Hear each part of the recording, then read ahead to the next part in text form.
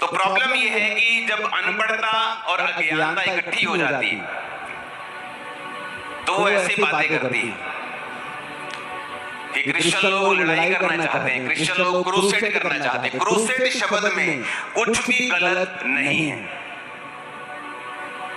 क्योंकि क्रूसेड का मतलब है, जैसे इफिसियां 6 उसकी 10 से 19 आयत हम पढ़ेंगे, इसमें लिखा है इसलिए प्रभु में और उसकी शक्ति के प्रभाव में बलवंत बनो, परमेश्वर के सारे हथियार बांध लो कि तुम शैतान की युक्तियों के सामने खड़े रह सको, क्योंकि हमारा ये मल्ल युद्ध लहू और मांस से नहीं परंतु प्रधानों और अधिकारियों और उस संसार के अंधकार के हाकिम से और उस दुष्टता की आत्मिक सेनाओं से है जो आकाश में है। क्रूसेड का मतलब अगर हम गूगल पे आप भरेंगे, किसी भी जगह पे सर्च इंजन पे आप सर्च करेंगे तो उसमें लिखा a long and determined attempt to achieve change और stop something because of your strong belief. कहता है एक ऐसी अटेम्प्ट को क्या बोलते हैं हिंदी में? हाँ, ट्राई करना, जैसे अटेम्प्ट करना, ट्राई करना, काम करना, कुछ ऐसा काम बार बार करना, अटेम्प्ट करना, कुछ चीजों को अचीव करने के लिए अपने स्ट्रॉन्ग बिलीफ के कारण, अपने विश्वास के कारण। अब कई बार आप चैनल पे देखते हो, वहां पे लिखा होता है कि इस संडे बैटल होगी भारत और पाकिस्तान के बीच, लड़ाई होगी। क्यों? मैच में, क्रिकेट मैच में। लेकिन क्या होता है वहां पे? The battle between India and Pakistan लिखा होता है कि नहीं लिखा होता? इसका मतलब क्या? तोपगोलों के साथ लड़ाई होने वाली, परमाणु बमों के साथ लड़ाई होने वाली नहीं। क्रिकेट में क्या होने वाली है? लड़ाई होने वाली है।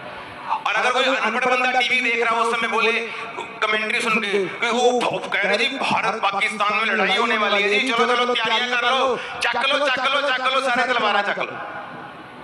अरे बेवकूफ, वो लड़ाई भारत और पाकिस्तान की क्रिकेट में होने वाली है।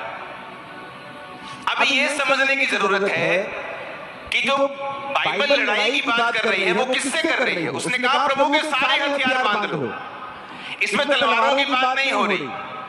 कहता क्योंकि हमारा मल्ल युद्ध लहू और मांस से नहीं है। अगर लहू और मांस से युद्ध ही नहीं है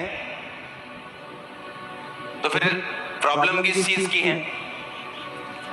अब इंग्लिश का एक शब्द है क्रूसेड, हिंदी का शब्द है लड़ाई। उसे आप किसी भी तरीके से इस्तेमाल कर सकते हो। जब किसी का मैच होता है वो भी कहता है युद्ध होने वाला है, the battle between India and Pakistan.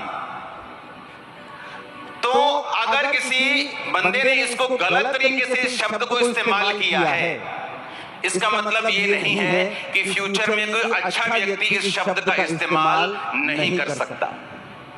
Hallelujah. Crusade का मतलब है अपने बिलीफ के कारण कुछ अटेम्प्ट करना। क्या अटेम्प्ट करना? कि आत्मिक युद्ध करना। कौन सा आत्मिक युद्ध? बीमारियों के खिलाफ, पाप के खिलाफ, व्यभिचार के खिलाफ, नशों के खिलाफ, अज्ञानता के खिलाफ, अनपढ़ता के खिलाफ, शैतान के खिलाफ, जिनका हेड ऑफिस बाइबल कहती है आसमान में है। और परमेश्वर ने हथियार बताए। कौन से हथियार हैं? कहते हैं इसलिए परमेश्वर के सारे हथियार बांध लो कि तुम बुरे दिनों का सामना कर सको और सब कुछ पूरा करके स्थिर रह सको। अब आगे हथियार लिखे हैं, कहता है सत्य से अपनी कमर को कस लो, धार्मिकता की झिलक पहन लो, पांव में मेल के सुसमाचार की तैयारी के जूते पहन लो, इन सब के साथ विश्वास की ढाल लेकर स्थिर रहो। ये तो हमारे हथियार हैं। अगर ये लड़ाई शारीरिक होती, यीशु मसीह ने शारीरिक लड़ाई करने के लिए कहा होता तो हम लड़ते शारीरिक लड़ाई, किसी का भय, किसी का डर नहीं है। लोग बोलते हैं किसी के बाप का नहीं खाते, कोई प्रॉब्लम नहीं है, पर ये लड़ाई ऐसी थी नहीं और ऐसी है नहीं। बाइबल कहती है इस लड़ाई का जो हमारा हथियार है वो आत्मा की तलवार है जो खुदा का वचन है, कहता ले लो। कहता सत्य से अपनी कमर को कस के धार्मिकता की छिलम पहननी, जो छिलम हार्ट को, फेफड़ों को सुरक्षित रखती थी, कहता वो छिलम लोहे की नहीं पहननी, धार्मिकता की पहननी है।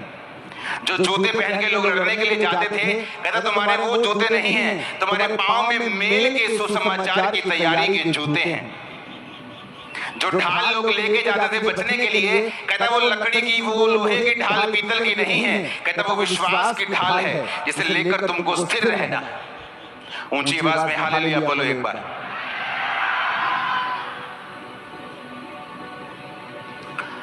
तो बाइबल कहती है तुम्हारा ये युद्ध शारीरिक नहीं है। अगर ये बाइबल शारीरिक युद्ध करने को बोलती तो हम करते, किसी का डर भय नहीं, लेकिन बाइबल कहती है, यीशु मसीह ने कहा तुम्हारा ये युद्ध शारीरिक नहीं बल्कि आत्मिक है।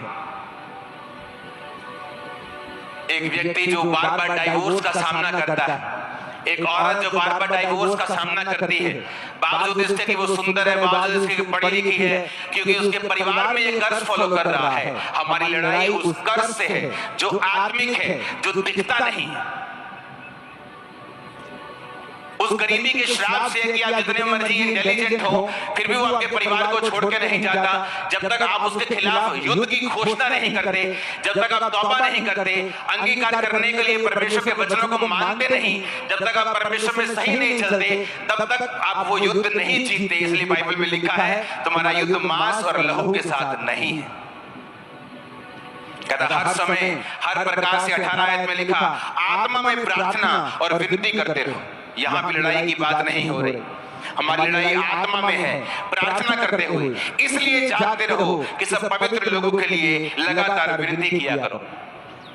आज सुबह जब मैं अपने प्रार्थना के रूम में था, प्रेयर माउंटेन में, तो मेरे को बहुत कम सपने आते हैं, आपको मालूम है, मैंने आपको बताया हुआ है। लेकिन जब मेरे को सपना आता है उसका एक डेफिनेट मीनिंग होता है।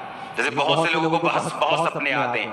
आज प्रभु ने मुझसे ये बात की, मेरे को ज्यादा सपने नहीं आते, लेकिन जब मेरे को सपना आता है मेरे को डेफिनेटली मालूम होता है कि परमेश्वर मुझसे, सपना देखते हुए मालूम नहीं होता, लेकिन जब मैं उठ जाता हूँ और उसको समझता हूँ परमेश्वर की आत्मा की सहायता से, तो मालूम होता है कि परमेश्वर कुछ बड़ा करने जा रहे हैं। तो मैं सपने में क्या देख रहा हूँ मैं उसको आपको पूरा नहीं बताऊंगा, क्योंकि एक मैसेज मेरे लिए है उसमें कि मुझे आने वाले समय में क्या करना है। तो एक जगह मैं व्हाइट गाड़ी लेके जा रहा हूँ, और व्हाइट गाड़ी में लेके जा रहा हूँ, और मैंने मन में सोचा है कि मेरा सफर लंबा है तो मुझे तेल भरवाना है। तो मैंने उस गाड़ी में तेल भरवाया, और उसके बाद एक जगह पे मैं गया हूँ, और उसके बाद परमेश्वर ने मुझे कहीं और भेजा और फिर वापस लेके आया। और जब वापस आया तो मैंने दोबारा तेल भरवाया गाड़ी में, और गाड़ी में तेल भरवाते मैं आपको शॉर्टकट बता रहा हूँ, पूरा नहीं बता रहा हूँ, कुछ चीजें मेरे लिए हैं, कुछ आपके लिए। तो जब मैं उस गाड़ी में तेल भरवा रहा हूँ तो मैंने दूसरी बार भरवा दी, और मैंने कहा परमेश्वर, ये परमेश्वर नहीं, मैं अपने आप सोच रहा हूँ कि मैंने गाड़ी में दूसरी बार तेल क्यों भरवा दिया है। पहले भरा तो हुआ था, मैं गया ही नहीं कहीं भरवा के, तो दूसरी बार तेल भरवा दिया और गाड़ी जो है वो भारी हो गई। तो उसमें डबल तेल है गाड़ी में। तो जब मैं सुबह उठा और मैंने सपना समझने की कोशिश नहीं की, लेकिन मैंने बाद में याद आया मुझे मैंने सपना देखा है।